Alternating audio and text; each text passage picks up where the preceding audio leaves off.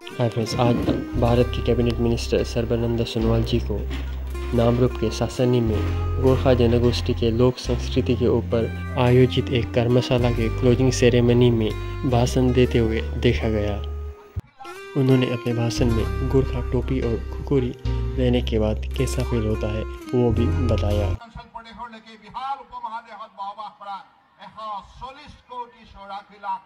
ভিন্ন জাতি জনগোষ্ঠী ভাষা ভাষী ধৰ্মাৱলী লোকক আজি ঐক্যবদ্ধ কৰি বিশ্বজয় কৰাৰ বাবে মাননীয় প্ৰধানমন্ত্ৰী ডাঙৰীয়াই সকলোকে আস্থাৰ বিশ্বাসৰ লৈ যেনেধৰণে জয় যাত্ৰা আৰম্ভ কৰিছে। অহা 25 বছৰৰ ভিতৰত অমৃত কাল 2047 চনত যেতিয়া ভাৰতবৰ্ষই স্বাধীনতা লাভ কৰা 100 বছৰ সম্পূৰ্ণ হ'ব, যেতিয়া আমি 100 বছৰৰ বাবে আমি সকলোৱে উৎসৱ পালন কৰিম, সেই মুহূৰ্তত ভাৰতবৰ্ষই নিজৰ পৰিচয় কি ৰূপত দাঙি ধৰিব? বিশ্ব শ্ৰেষ্ঠ উন্নত ৰাষ্ট্ৰ,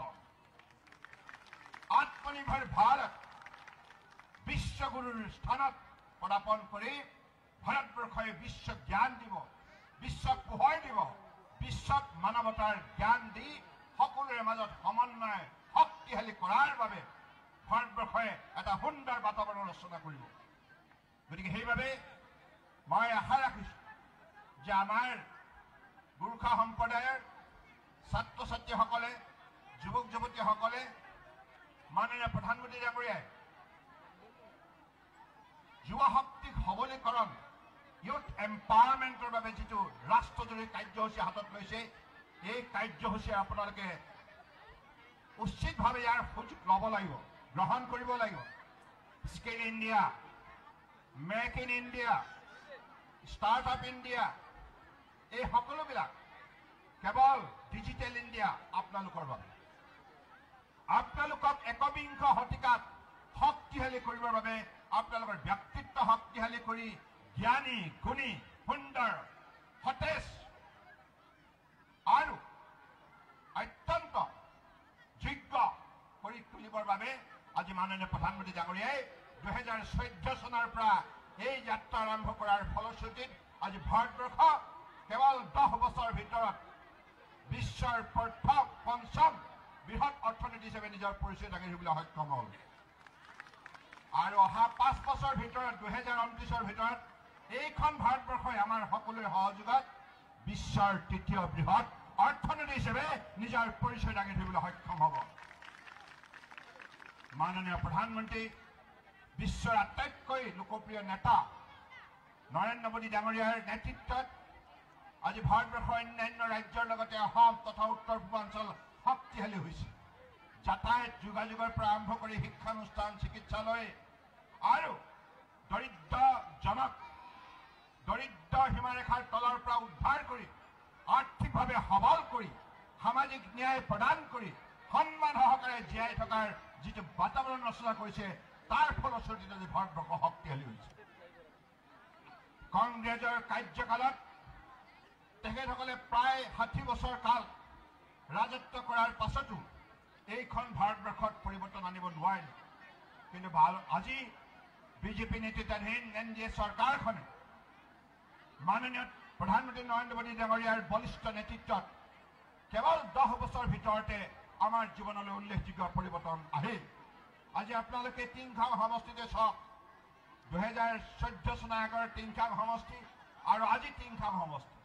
টিংখাং সমষ্টি আলিয়ে গলিয়ে গাঁও সকলো ঠাইতে, গাঁৱে গাঁৱে চাহ বাগিচা সকলো ঠাইতে যাতায়াত যোগাযোগ আজি শক্তিশালী হ'ল, অনুষ্ঠান প্ৰতিষ্ঠান গঢ় লৈ উঠিল আৰু ফলত টিংখাং সমষ্টিৰ যিটো উন্নয়নৰ জোৱাৰ সৃষ্টি হৈছে, ইয়াৰ ফলত টিংখাং সমষ্টিত বসবাস কৰা প্ৰতিটো জাতি জনগোষ্ঠী ইয়াৰ পৰা উপকৃত হৈছে আৰু জীৱনৰ বাটত শক্তিশালীভাৱে আত্মবিশ্বাসেৰে আগুৱাই যোৱাৰ এটা বাতাবৰণ লাভ কৰিছে। আজি বিমল বৰা ডাঙৰীয়াৰ নেতৃত্বত টিংখাং সমষ্টিৰ যিখিনি উন্নয়ন হৈছে, সকলো জাতি জনগোষ্ঠীক যেনেদৰে আস্থা আৰু বিশ্বাসত লৈছে বিমল বৰাই, এই কথাত আজি আপোনালোকে সকলোৱে দৃশ্য কৰি দেখিছে।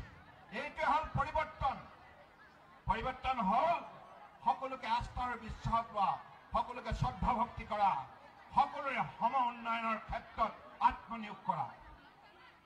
গতিকে মই নিশ্চিতভাৱে এই কথা বিশ্বাস কৰোঁ, গভীৰভাৱে বিশ্বাস কৰোঁ, এটা সম্প্ৰদায় এটা জাতি এখন দেশ যদি আগবাঢ়ি যাব লগা হয় তিনিটা বিষয়বস্তুত সেই সমাজখন সক্ৰিয় আৰু সতেজ শক্তিশালী হ'ব লাগিব। শিক্ষা সংস্কৃতি ক্ৰিয়া, শিক্ষা সংস্কৃতি ক্ৰিয়া, এই তিনিখন কৰ্মপথাৰত যিখন সমাজ শক্তিশালী হয় সেই সমাজে বিশ্বৰ যিকোনো প্ৰান্ততেই নিজৰ শক্তি প্ৰদৰ্শন কৰিবলৈ সক্ষম হয়। গতিকে আজি আপোনালোকেও সাংস্কৃতিক কৰ্মক্ষেত্ৰত গোৰ্খা সম্প্ৰদায়ক শক্তিশালী কৰাৰ বাবে যি উল্লেখযোগ্য পদক্ষেপ লৈছে ই কেতিয়াও অথলে নাযায়। এই পদক্ষেপেৰে আগন্তুক দিনত গোৰ্খা জনগোষ্ঠীক সকলো দিশতে চহকী কৰিব, শক্তিশালী কৰিব, মনোবল বৃদ্ধি কৰিব আৰু বিশ্বজয় কৰাৰ ক্ষেত্ৰত অসমক সহায় কৰিব, ভাৰতবৰ্ষক সহায় কৰিব। গতিকে মই আজি এই সভালৈ আহি মোক গোৰ্খা সন্মিলনে যিখিনি মৰম স্নেহ যাচিলে, এই যিটো টুপি গোৰ্খা সম্প্ৰদায়ৰ এই যিটো মই ভাবোঁ যে প্ৰতিগৰাকী ব্যক্তিৰ মনোবল বৃদ্ধি হয়, আত্মবিশ্বাস বৃদ্ধি হয় আৰু নিজকে শৃংখলাবদ্ধ লাগে আৰু নিজকে সমাজৰ কাৰণে কিবা এটা কৰাৰ বাবে ইচ্ছা শক্তি প্ৰবল ৰূপত গঢ় লৈ উঠে।